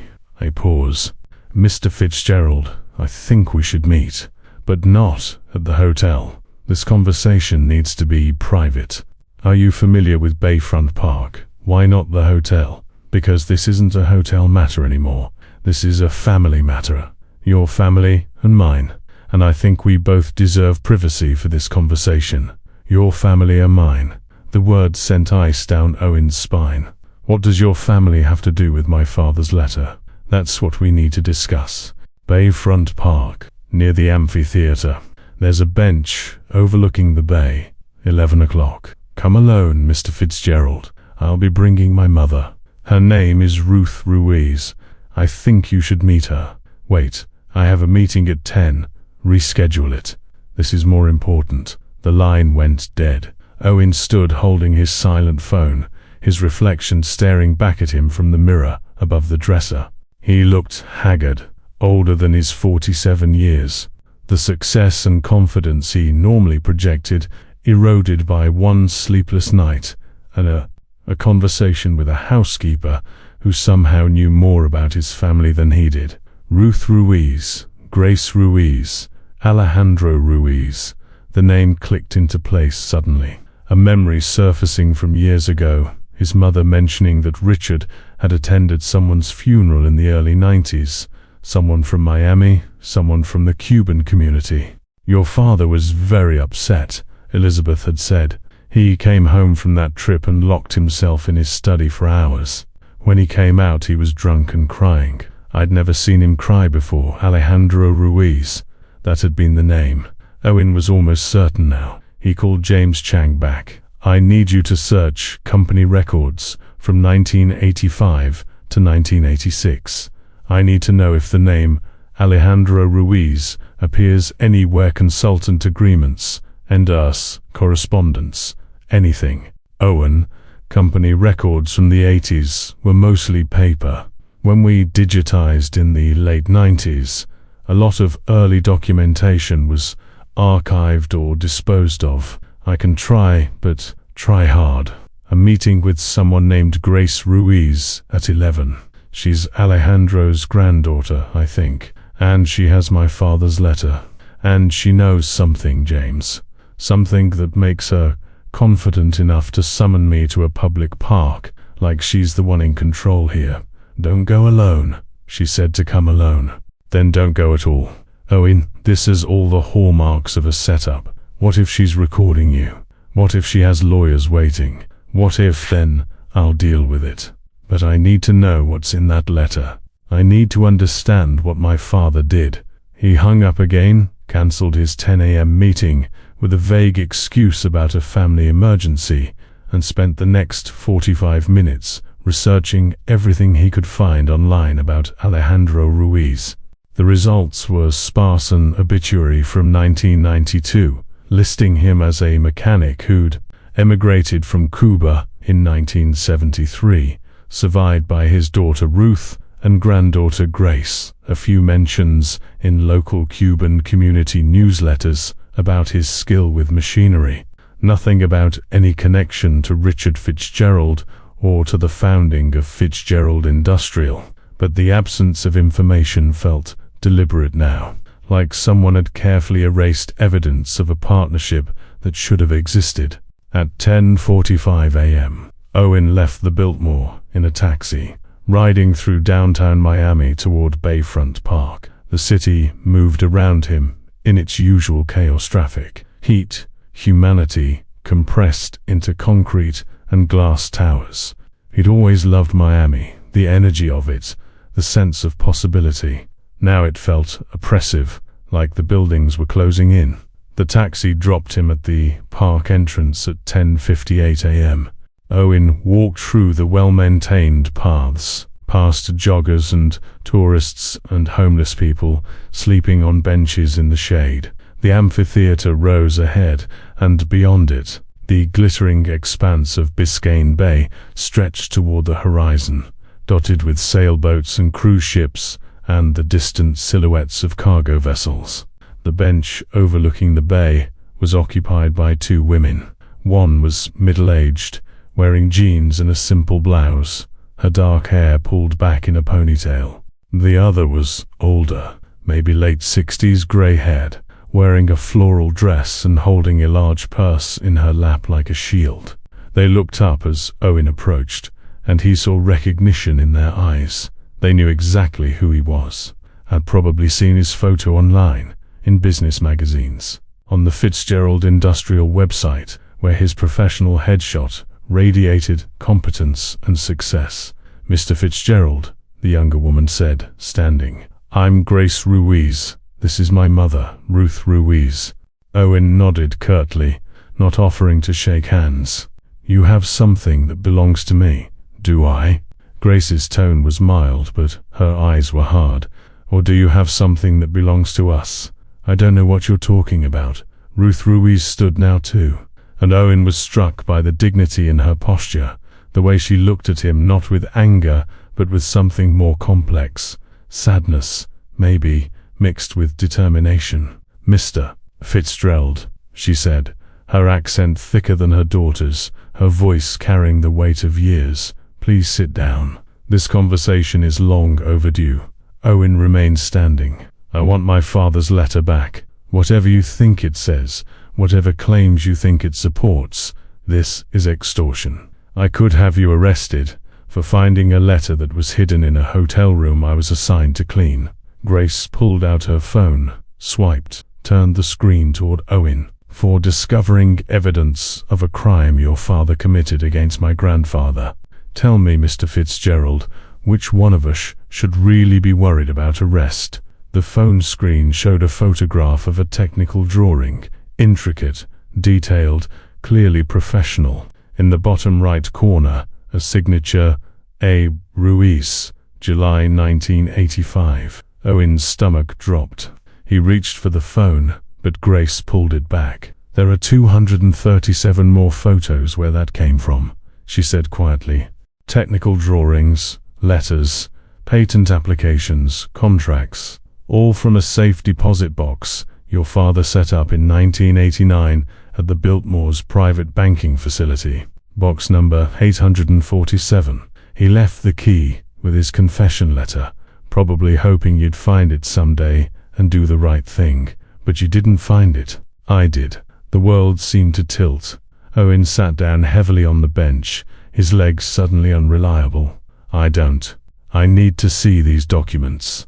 I need to verify that they're real. Ruth sat down beside him, close enough that Owen could smell her perfume, something floral and old-fashioned. They're real, Mr. Fitzgerald, as real as my father's broken dreams, as real as his early death from diabetes he couldn't afford to properly treat, as real as the decades my family spent in poverty while your family built a fortune on his genius. Owen's mind raced through implications, through timelines, through the careful narrative he'd always believed about his father's brilliance and self-made success. Even if these documents exist, even if there was some ... collaboration. 40 years ago, the statute of limitations on any kind of theft or fraud claim would have long since expired. You have no legal standing. Maybe not, Grace agreed, but we have truth. And in the age of social media, truth can be just as powerful as a lawsuit. How do you think your business partners will react when they learn Fitzgerald Industrial was built on stolen intellectual property? How will your shareholders respond? Your clients? What happens to a CEO's reputation when the world discovers his fortune is tainted? You're threatening me. We're offering you a choice, Ruth corrected gently. The same choice your father wanted you to have. He wrote in his letter that he hoped you would be better than he was, that you would choose honor over comfort. So we're here to see if he was right. Owen looked from mother to daughter, seeing in their faces a resemblance that spoke of shared DNA and shared history, the shape of their eyes, the set of their jaws, the way they both held themselves with a pride that poverty hadn't erased. And he thought about his own father, the man he'd admired and mourned, who apparently had carried guilt heavy enough to drive him to depression and drink, and eventually to an early grave. What do you want? Owen asked finally, his voice rough. Money? How much? Grace and Ruth exchanged a look. Then Grace said, we want you to read your father's letter, and then we want you to come with us to open that safe deposit box and see the evidence with your own eyes. And then we want you to make a choice, the choice your father never made. We want you to make this right. You haven't answered my question. How much money do you want? We'll discuss restitution after you've seen the evidence, Ruth said. After you understand what was taken from us. After you've looked at my father's handwriting and understood that every penny you've ever spent came from his mind. Right now, we just want you to see the truth. Owen pulled out his phone. I need to call my lawyer. No lawyers, Grace said sharply. Not yet. First, you face what your father did. Then we'll talk about lawyers and settlements and whatever else needs to happen. But you don't get to hide behind attorneys before you've even had the courage to look at the evidence. Every instinct. Owen had screamed at him to refuse, to call James, to walk away and let the lawyers handle this. But another part of him, the part that had tossed and turned all night, wondering what his father had confessed, Chu needed to know, needed to see, needed to understand if everything he'd built his identity on was a lie. "Show me," he said. They walked back to the Biltmore together, a strange trio that drew no attention in the busy Miami morning. A successful businessman in his tailored suit, walking alongside two modestly dressed women who could have been family or friends, or simply hotel guests. Owen's mind churned the entire way, running through scenarios, weighing options, calculating damages. But beneath the calculations, there was something else. Fear, not of lawsuits or bad publicity, but of discovering that the father he'd loved and admired had been capable of deliberately destroying another man's life, of learning that everything Owen had achieved, the respect, the success, the sense of having earned his place in the world, was built on sand. At the Biltmore, they entered through the North Tower entrance. Owen had never been to the private banking facility. Fitzgerald Industrial didn't maintain accounts here, and Owen himself preferred to keep his personal banking in New York. The space was, as Grace had described, elegant, hushed, a single attendant at a desk who looked up as they entered. "Mr. Fitzgerald," the young man said, recognition immediate. "How can I help you today?" "Box 847, Owen said, his voice sounding distant to his own ears. "I need to access box 847. The attendant's eyebrows rose slightly. "Box 847? That's a very old account, sir." "Let me check." He typed rapidly, frowned at his screen. "The box is registered to Fitzgerald Holdings, LLC, established 1989. However, there was an access yesterday at 5:23 p.m. by ... double quotes." He paused, looked at Grace. "Oh, Miss Ruiz, you were here yesterday." "I was," Grace confirmed calmly. "I had the client key. I'm here today with Mr. Fitzgerald to provide him access as well." The young man looked uncertain, clearly trying to navigate a situation that wasn't covered in his usual protocols. Owen made the decision for him. "I'm the beneficial owner of Fitzgerald Holdings, LLC. I'm authorizing this access. Is that sufficient?" Yes, sir. I'll need you both to sign the access log." They signed. The attendant led them to the vault, opened box 847 with his master key, allowed Owen to complete the opening with the key Grace provided, the key that had been hidden beneath the mattress in suite 412 for 34 years. The heavy metal box slid out, full of folders and binders, and was carried to the private viewing room. Then the attendant left, and Owen was alone with Grace, Ruth, and his father's carefully preserved evidence of guilt. "Open it," Ruth said softly. Owen's hands trembled as he lifted the lid. Inside, organized with the same meticulous care Richard had brought to everything, were the folders Grace had described. Owen pulled out the first one, technical drawings in handwriting that wasn't his father's. The signature at the bottom of each page read A. Ruiz. The dates ranged from May 1985. The drawings were sophisticated, brilliant, showing innovations in hydraulic valve design that Owen recognized as the foundation of Fitzgerald Industrial's first patents. He opened the second folder. Letters between Alejandro Ruiz and Richard Fitzgerald. The tone warm at first, becoming formal, ending with a cold dismissal and a check for $5,000. The third folder held patent applications in Richard Fitzgerald's name alone, filed in December 1985 and January 1986. The technical descriptions matched the drawings in Alejandro's hand. The fourth folder contained the unsigned partnership agreement, equal shares, co-inventors, revenue split, dated July 1985 before the work was even complete, never signed, never mentioned to Alejandro, apparently, based on the later letters where he seemed shocked to discover the patents had been filed without his name. Owen sat back, the folders spread before him like an autopsy of his family's honor. His throat felt tight, his eyes burned. The truth was undeniable, documented in ink and paper, that had survived decades in this climate-controlled vault, waiting for someone to care enough to look. "My grandfather trusted your father," Grace said, her voice surprisingly gentle. "He believed they were partners. He believed the American dream worked the way it was supposed to, that genius and hard work would be rewarded, that a handshake meant something, that people who spoke well and wore nice suits could be trusted. Your father taught him otherwise." Owen couldn't speak, couldn't defend, couldn't even look at Ruth Ruiz, who was sitting absolutely still beside him, tears running silently down her weathered cheeks. "He died believing he'd failed," Ruth whispered, "believing he wasn't smart enough, wasn't good enough. My father was brilliant, Mr. Fitzgerald, but your father made him feel like a fool, and that feeling killed him as surely as the diabetes did."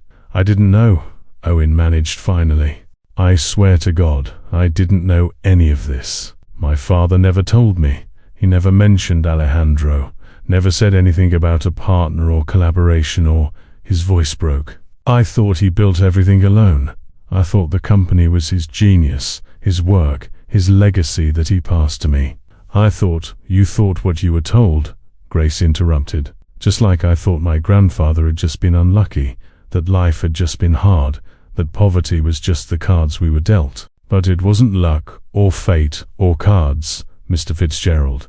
It was theft, deliberate, calculated theft, and now you have to decide what you're going to do about it." Owen looked at the documents again, at the proof of his father's betrayal, at the foundation of rot beneath the empire he'd inherited. His phone buzzed, probably James calling back, probably his assistant wondering where he was, probably the meeting he'd cancelled demanding explanation. He ignored it, let it buzz and fall silent, because Grace was right. This moment, this choice, was more important than any contract or negotiation or business deal. This was about who Owen Fitzgerald was going to be, the man who perpetuated his father's injustice, or the man who finally made it right. "What's fair?" he asked, looking up at Ruth and Grace. "What would be fair restitution after 40 years? Ruth's answer was immediate, as if she'd been preparing for this question her whole life. "Recognition. Acknowledgement. My father's name on the patents where it belongs. A public statement from Fitzgerald Industrial that Alejandro Ruiz was a co-inventor, that his contributions were essential, that he was erased from history, and we're correcting that record. That would tank my stock price," Owen said automatically. "Good," Ruth replied, her eyes flashing. "Maybe it should. Maybe companies built on lies deserve to lose value. And financial restitution," Grace added.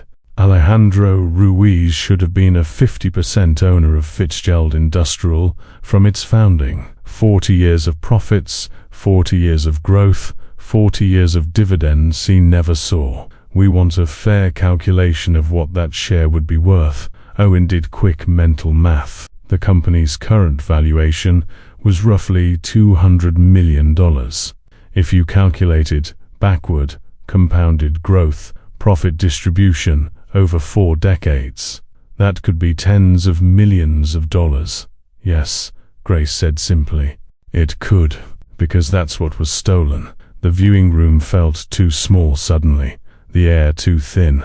Owen stood, paced to the corner, pressed his palms against the cool wall.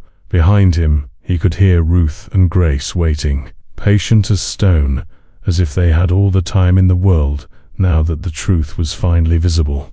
Owen thought about his house in Connecticut's bedrooms, pool, the tennis court he'd installed last year. Thought about his vacation home in Aspen, his boat, his cars, his children's private school tuitions, already paid through graduation, his ex-wife's alimony, the divorce settlement that had already cut his wealth in half, the lifestyle he'd assumed was his birthright, earned through intelligence and hard work and business acumen. all of it funded by Alejandro Ruiz's genius and Richard Fitzgerald's betrayal. He turned back to face Ruth and Grace. "I need time. I need to consult with attorneys, with accountants, with the board of directors. This isn't something I can just decide on my own in a hotel viewing room." "How much time?" Grace asked. "Weeks, maybe months. This is complicated. My grandfather didn't have weeks or months when your father stole from him." Ruth interrupted, her voice sharp now. "He had one chance, one moment, when he trusted the wrong person, and it destroyed him. Don't insult us by asking for months to decide whether to do the right thing." "I'm not refusing. I'm saying this requires process, legal review, proper documentation." 24 hours, Grace said. "We'll give you 24 hours. By this time tomorrow, you'll meet us back here with a written proposal for restitution, public acknowledgement of Alejandro Ruiz's contributions, inclusion of his name on all historical patent documents, and a financial settlement we can negotiate in good faith. You come with a serious offer, or we take every single one of these documents to the Miami Herald, the Wall Street Journal, every business publication that will listen. We'll make sure the world knows exactly what Fitzgerald Industrial is built on. That's blackmail." "No," Ruth said, standing now, drawing herself up to her full height, which was still a foot shorter than Owen. "That's justice, finally, after 40 years. You have 24 hours to decide if you're going to be part of that justice or an obstacle to it." She held out her hand. For a moment Owen didn't understand, then realized she wanted the key back. He handed it over, watching as Ruth closed the box, locked it, and stood holding the key like a talisman. 24 hours, Mr. Fitzgerald," Grace repeated. "Don't waste them." They left him standing in the viewing room, surrounded by evidence of his father's crime, his family's shame, and his own comfortable ignorance.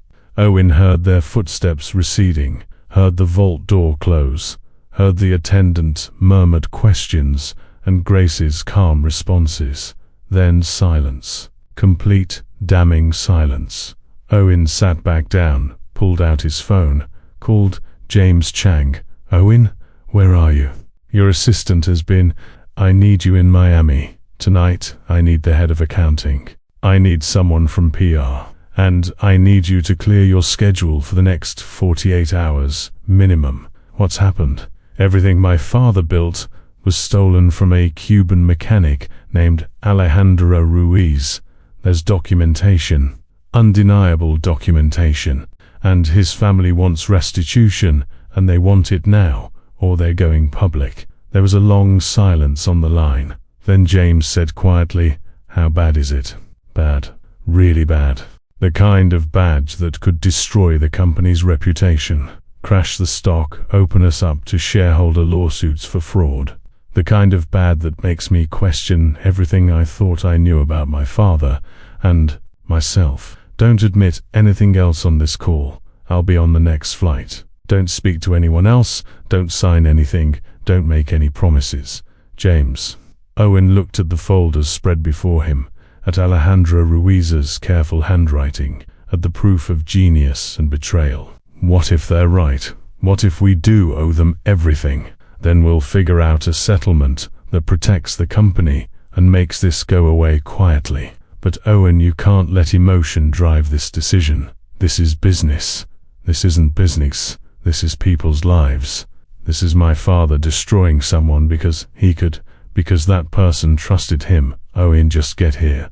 We have 24 hours to figure out how to make 40 years of injustice right. And I don't even know if that's possible." He ended the call, sat in the silence, and finally allowed himself to read his father's confession letter from beginning to end.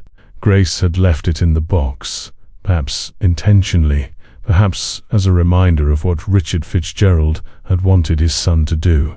The letter was exactly as Grace had described, a confession, a burden, a desperate plea for Owen to be better than Richard had been. Reading it in his father's handwriting made it unbearably real. Owen could hear Richard's voice in every sentence, could picture him sitting in suite 412, writing this with shaking hands, knowing he was dying, knowing he'd run out of time to fix what he'd broken. "If you are the man I raised you to be," Richard had written, "you will find a way to make this right." The question that had kept Owen awake all night had been answered. The question now was whether Owen had the courage to live up to his father's desperate hope. The next 24 hours passed in a blur of conference calls, arguments, calculations, and decisions that would define the rest of Owen's life. James arrived on a red-eye from New York. The accounting team pulled historical financial records, modeled valuations, ran scenarios. The PR consultant drafted statements, prepared damage control strategies, war-gamed media responses. And through it all, Owen kept returning to one image, Ruth Ruiz's face as she'd looked at the documents her father had created. The tears on her cheeks, the way her hands had trembled when she touched the paper where Alejandro's signature appeared. By the next morning, when Owen met Grace and Ruth again at the Biltmore, this time in a conference room on the 3rd floor, with James and the accounting team present, with attorneys on both sides, Grace and Ruth had retained a lawyer named Marcus Rodriguez, who specialized in intellectual property theft. Owen had made his decision. "Before we discuss numbers," Owen said, standing at the head of the long conference table, exhausted but resolute, "I want to say something directly. Mrs. Ruiz, Ms. Ruiz, I'm sorry. What my father did to your family was unconscionable. It was theft, betrayal, and moral cowardice. I cannot undo 40 years of injustice. I cannot give you back what was taken, the security, the recognition, the life Alejandro should have lived. But I can acknowledge the truth. I can ensure his contributions are recognized, and I can try to provide some measure of restitution." He slid a document across the table. "This is our proposal. First, Fitzgerald Industrial will issue a public statement acknowledging that Alejandro Ruiz was a co-inventor and equal partner in the development of the hydraulic valve systems that founded the company. His name will be added to all historical patent documents as co-inventor.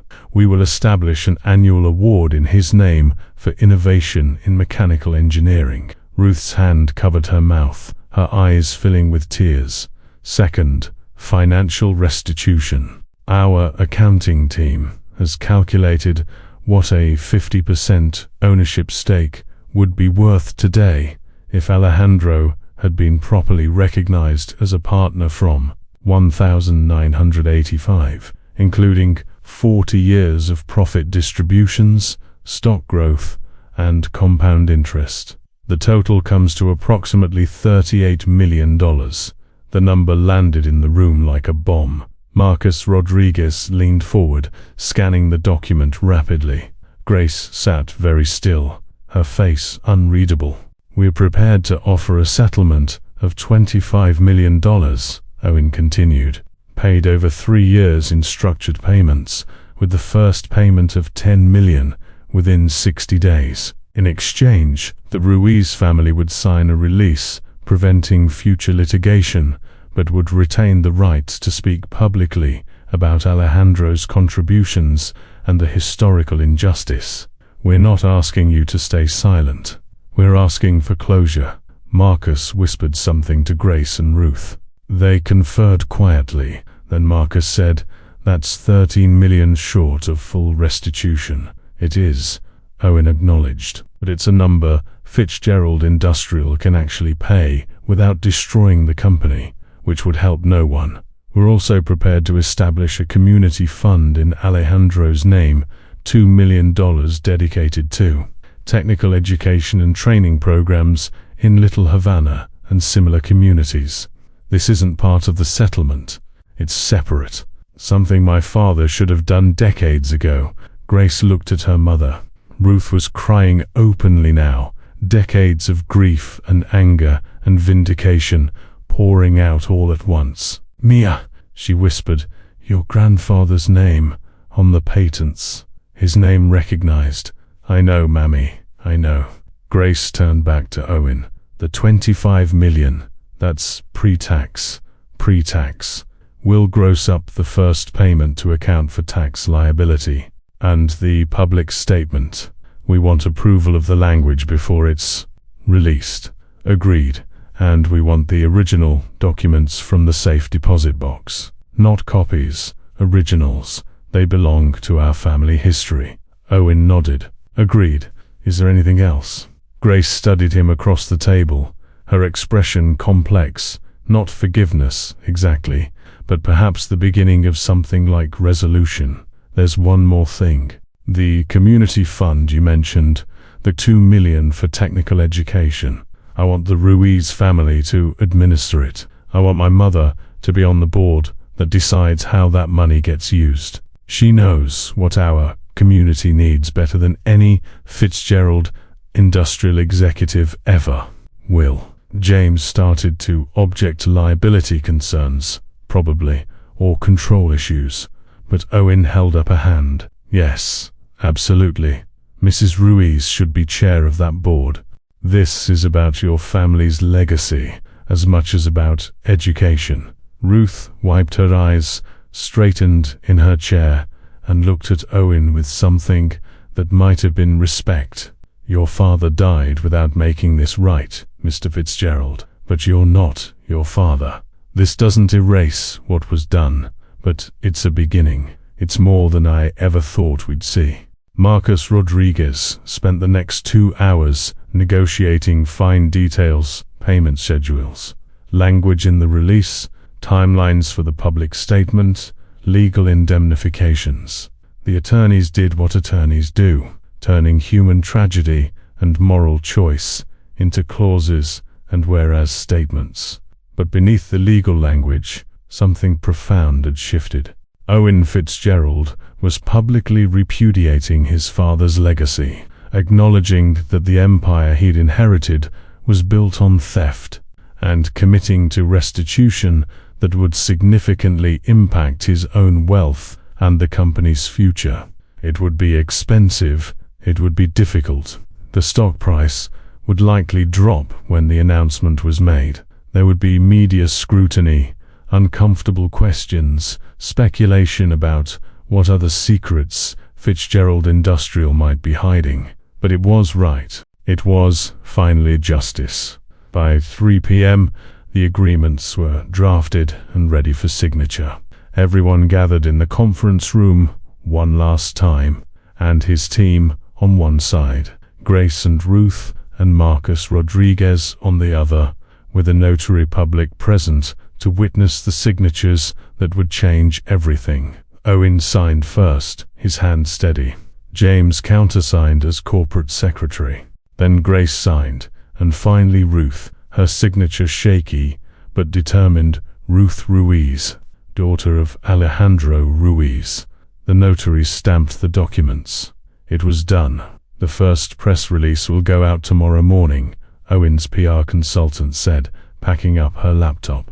We've scheduled a press conference for next week, where Mr. Fitzgerald will answer questions. And we'll coordinate with you, Mrs. Ruiz, Miss Ruiz, if you'd like to be present or make your own statement. We'll be there, Grace said firmly. My grandfather's story deserves to be told by family. As the room emptied, Owen found himself standing with Ruth by the window, overlooking the hotel grounds. The late afternoon sun painted everything gold, the same light that had illuminated Grace's discovery in Suite 412 2 days earlier. Thank you, Ruth said quietly, for doing what your father couldn't. I'm sorry it took 40 years. I'm sorry you had to fight for it. I'm sorry my father was a coward. He was human, Ruth said, surprising Owen, flawed and weak, incapable of terrible things, but human. That letter, he felt guilty, Mr. Fitzgerald. That guilt ate at him until he died. I don't forgive him, but I understand him a little. The world teaches men like your father that taking from men like my father is acceptable, that success justifies any method. that the powerful deserve what they have, and the powerless deserve what they get. Your father believed those lies. But you're choosing differently. She patted his arm, a gesture that was almost maternal, and walked away to join Grace at the conference room door. Owen watched them leave, two women who had fought for justice and won it, who had transformed a hidden confession into accountability, who had refused to let the past stay buried. He pulled out his phone and composed a text to his children, his ex-wife, his mother, some difficult news coming about grandfather Richard and the company's founding. I'll explain everything, but I want you to know I'm doing what's right. Even though it's hard, I'm choosing integrity over comfort. I hope you'll understand. His phone immediately buzzed with confused replies, with questions, with concern. Owen silenced it and turned to look at his reflection in the conference room window. A man who'd learnt that his entire identity was built on someone else's stolen dreams, who'd had to choose between comfortable lies and uncomfortable truth, who'd discovered that sometimes justice arrives 40 years late, but still matters. The next morning the press release went out. Fitzgerald Industrial acknowledges historical injustice, honors true co-founder. The stock price dropped 12% by close of trading. The media coverage was intense, mostly sympathetic to the Ruiz family, questioning why it had taken 4 decades for the truth to emerge. Owen's board of directors held an emergency meeting to discuss his judgment and his future as CEO. But there was also something else. Letters from other families who'd been erased from their own stories, who saw in Alejandro Ruiz's vindication the possibility of their own. Emails from engineers and inventors thanking Owen for acknowledging that innovation is often collaborative, that genius rarely happens in isolation. Messages from business leaders saying they'd be more careful, more ethical, more honest in their own practices. And from Ruth Ruiz, a handwritten note delivered to Owen's hotel room before he checked out to return to New York. Mr. Fitzgerald, my father once told me that a man's measure is not in what he inherits, but in what he does with it. You inherited theft, but you're choosing to create justice. You inherited lies, but you're speaking truth. That takes more courage than most men ever have to show. Thank you for giving my father's name back to him. It means everything. Ruth Ruiz. Owen folded the note carefully, put it in his briefcase alongside the copies of his father's confession letter, and checked out of the Biltmore for the last time.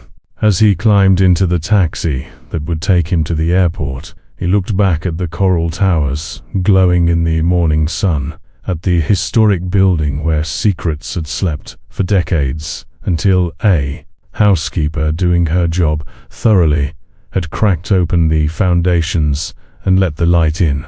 He thought about Grace Ruiz, who could have blackmailed him, could have demanded far more, could have destroyed him out of justified rage, but who had instead offered him a choice, who had given him the opportunity to be better than his father had been. He thought about Ruth Ruiz, who had lived 67 years without knowing the full truth of what had been stolen from her family, who had watched her father die believing he'd failed, who had finally been given the acknowledgement she deserved. And he thought about Alejandro Ruiz, dead for 33 years, whose genius had built an empire and whose name had been erased, but whose granddaughter had fought to restore him to history. The taxi pulled away from the Biltmore, merging into Miami traffic. Owen's phone buzzed with another message from James.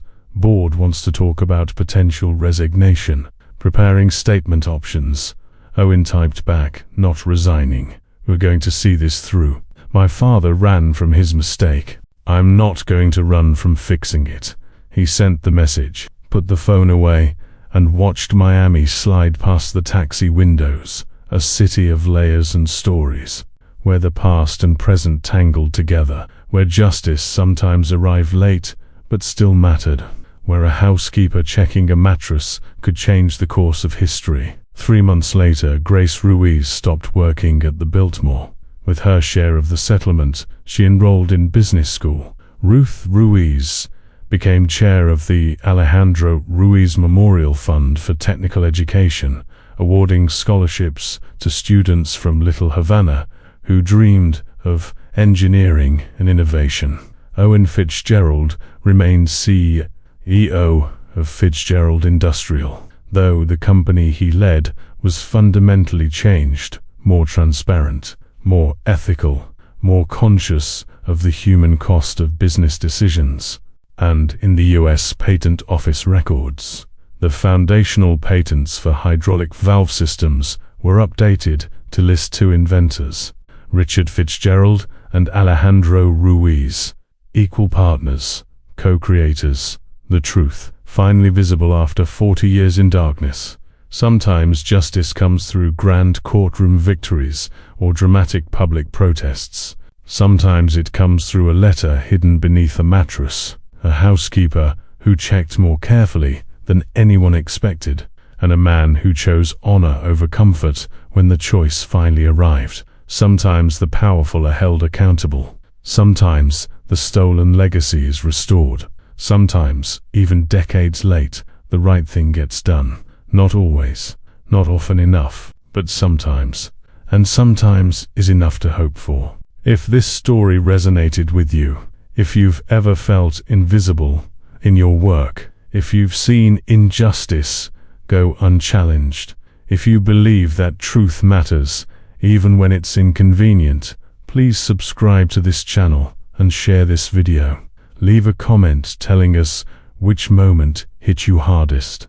Your engagement helps us continue bringing stories of courage, justice, and the power of ordinary people to change extraordinary things.